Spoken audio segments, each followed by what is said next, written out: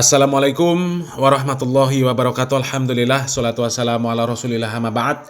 Kaum muslimin yang dirahmati Allah subhanahu wa ta'ala, kali ini kita akan membahas seorang ustadz, di mana ustadz ini dulu pernah viral videonya, video yang dirinya mengaku sebagai mantan salafi. Kali ini ada video yang menarik lagi dari dia, dan di dalam video ini dia mengajarkan tutorial untuk menjadi teroris. Ya, coba kita simak videonya. Saya akan ajarkan tutorial jadi teroris. Siap? 4 tahapan untuk menjadi ekstrim.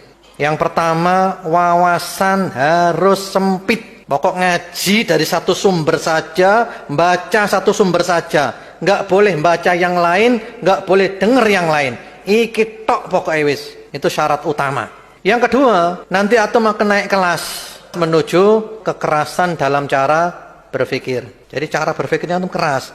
Di dalam pikirannya antum yang berbeda itu adalah sesat. Pokok yang berbeda dengan kita keliru semuanya, sesat semuanya. Yang benar kita tok. Setelah itu antum naik kelas lagi, kelas 3, yaitu kekerasan dalam kata-kata atau tulisan. Hujat sana, hujat sini, bully sana, bully sini, ngilokno kono, ngilokno kene. Pokoknya sesat kabeh. Puncaknya tingkatan keempat, kekerasan fisik. Antum akan berani bunuh orang, ngebom orang, nyembelih orang, dan seterusnya. Itu puncaknya. Jadi sumber utamanya apa? Wawasan yang sempit. Nah, itu bahaya itu. Jadi kalau ngaji ini tok, baca ini tok, dengarkan ini tok, yang lainnya tidak boleh, nggak boleh baca yang lain, nggak boleh dengarkan yang lain, ini tok, hati-hati antum, siap-siap jadi teroris. Tuh kaum muslimin ya, wawasannya harus sempit, pokoknya ngajinya harus satu sumber saja, kemudian baca juga begitu, satu bacaan saja, nggak boleh baca yang lain, nggak boleh dengar ustadz lain, ulama lain, ya. Kemudian kalau sudah begitu nanti akan naik kelas menjadi keras dalam pemikiran, menjadi ekstrim, radikal, menganggap yang lain sesat dan hanya diri yang benar, hanya diri yang merasa Islam sedang yang lain kafir. Kemudian naik lagi menjadi kekerasan dalam kata-kata, hujat menghujat, dan kemudian puncaknya kata dia terakhir tadi ya, kita akan berani menghilangkan nyawa orang dengan sadis. Na'udzubillah min dzalik ya. Itu tutorialnya ya. Berarti dia ini sudah pernah menjadi bagian teroris itu ya. Jadi tahu bagaimana caranya menjadi teroris. Tapi yang disayangkan kaum muslimin, yang seperti itu dia framingkan untuk orang-orang yang disebut Wahabi. Ya, itu jelas di videonya. Ya, itu jelas ada tulisan mantan simpatisan Wahabi. Dan sekarang yang dimaksud Wahabi itu siapa? Ya, kita tahu siapa yang dimaksud Wahabi. Ya, orang-orang yang belajar terkhusus di Mekah dan Madinah. Itu yang disebut Wahabi. Ya, seperti Ustadz Syafiq Riza Basalama, Ustadz Khalid Basalama, Ustadz Firanda. Itu disebut Wahabi. Tapi sebenarnya begitu mudah membalik omongan Bapak tadi. Ya, orang yang disebut Wahabi itu belajarnya nggak cuma satu buku. Siapa bilang cuma satu buku? Nggak satu ulama. Nggak cuma mendengarkan satu ustadz, satu ulama saja. Ustadz Khalid Basalama pernah bercerita bahwa belajar di Universitas Islam Madinah itu tidak sama seperti di universitas yang lain. Di universitas lain, ketika ada mahasiswa dari negara-negara tertentu yang memegang madhab tertentu, maka dia akan mempelajari fikih madhab yang dianutnya saja. Sementara di Universitas Islam Madinah, itu tidak seperti itu.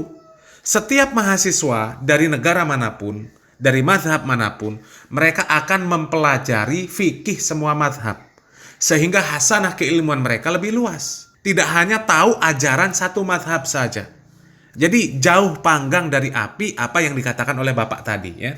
Coba kita simak video dari Ustadz Khalid Basalama. Dan yang mereka mengatakan Muhammad bin Abdul Wahab, ya, yang membersihkan Jazirah Arab dari banyak sembahan-sembahan berhala. Kalau kita baca bukunya, nggak pernah saya pelajari secara khusus itu di kelas, nggak pernah. Selalu kembali kepada buku-buku induk, buku hadisnya.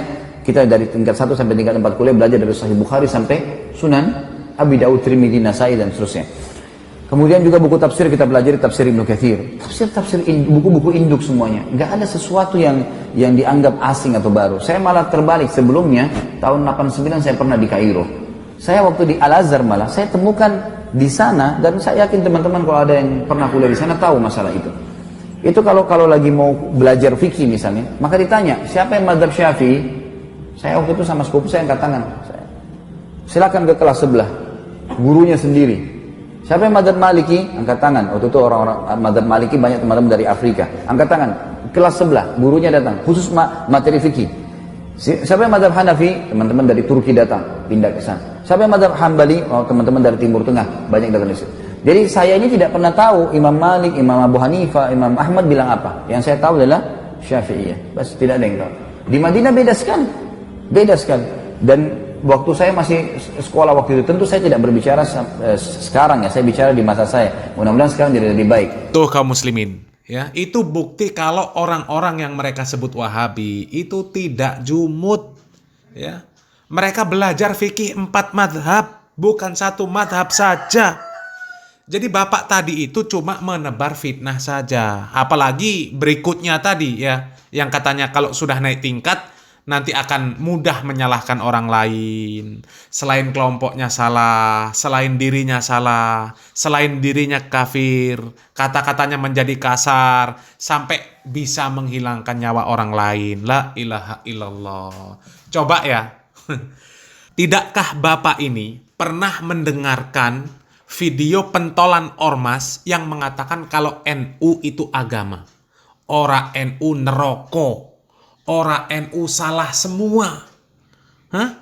Tidakkah engkau pernah mendengar video dari orang Aswaja yang katanya itu singa Aswaja yang mengatakan Wahabi setan alas, Wahabi kurang ajar, mencaci maki Wahabi itu lebih afdol dari berzikir?